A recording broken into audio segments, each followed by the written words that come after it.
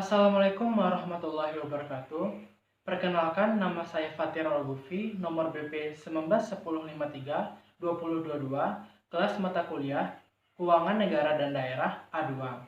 Baiklah, pada kesempatan kali ini saya akan mempresentasikan mengenai hubungan keuangan antara pemerintah pusat dengan pemerintahan daerah. Sebelum kita membahas materi pokok pembahasan kita pada kali ini, lebih baiknya kita mengetahui apakah itu yang dimaksud dengan keuangan.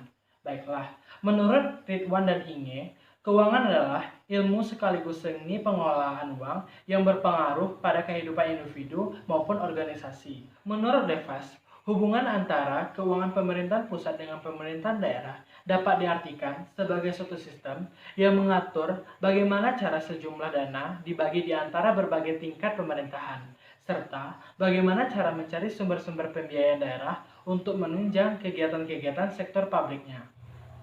Nah, selanjutnya kita akan membahas mengenai pengertian dan tujuan perimbangan keuangan pusat dan daerah.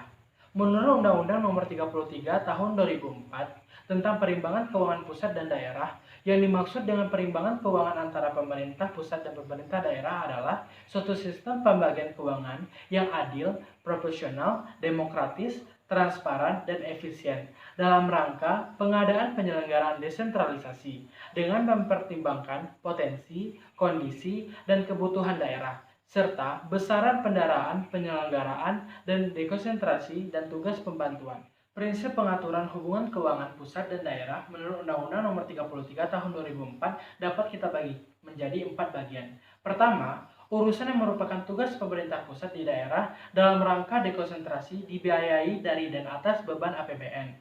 Yang kedua, urusan yang merupakan tugas pemerintah daerah sendiri dalam rangka desentralisasi dibiayai dari dan atas beban APBD. Yang ketiga, urusan yang merupakan tugas pemerintah pusat atau pemerintah daerah tingkat atasnya yang dilaksanakan dalam rangka dibiayai oleh pemerintah pusat atas beban APBN atau oleh pemerintah daerah tingkat atasnya atas beban APBD-nya sebagai pihak yang menugaskan.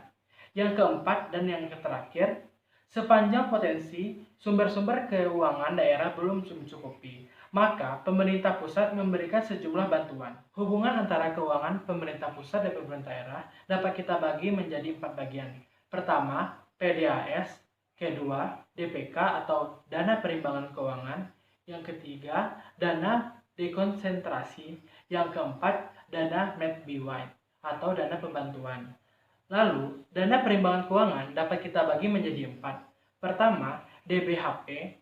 Yang kedua, DBHPPB. Yang ketiga, DAU atau dana alokasi umum. Dan keempat, DAK atau dana alokasi khusus. Secara umum, tujuan kebijakan desentralisasi fiskal dapat kita bagi menjadi 4. Pertama, dapat mencegah masalah kekurangan pendapatan. Yang kedua, mengatasi eksternalitas. Yang ketiga, melakukan redistribusi pendapatan nasional. Yang keempat, dapat menstabilkan ekonomi makro. Nah, selanjutnya kita akan membahas mengenai vertical dan horizontal imbalance.